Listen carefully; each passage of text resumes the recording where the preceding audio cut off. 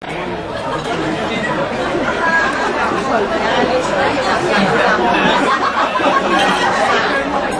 唧復唧唧，唔識就唔識，忽然又刺激，居然冇提識，上堂聽唔識，搞亂多款式，自修一樣識，睬佢都生積，真係中國人，死係中國人，要我學英文，梗係冇可能。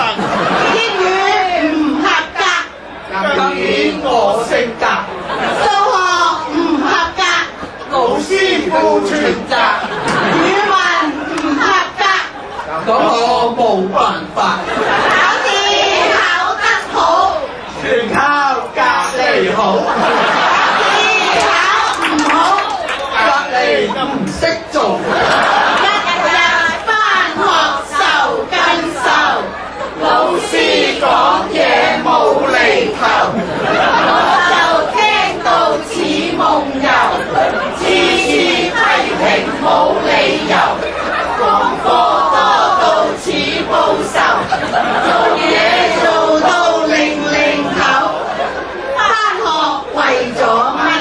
日日被糟質，功課都係抄，一係就唔交，返學等放學，放學飲可樂，打中國字飛，就咁又一地。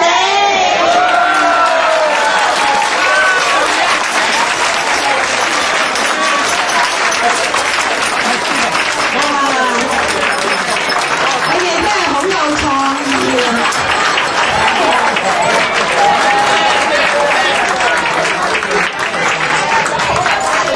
好在咧，我哋個個都唔會喺度出現㗎，係咪啊？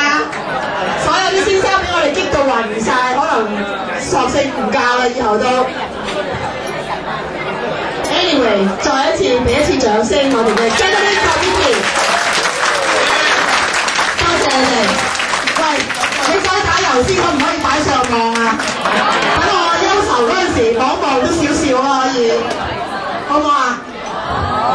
將打油先擺喺網上，不過淨係我哋自己睇好嚟，唔好教壞我啲仔女啊！不過佢哋唔識中文，唔識睇我。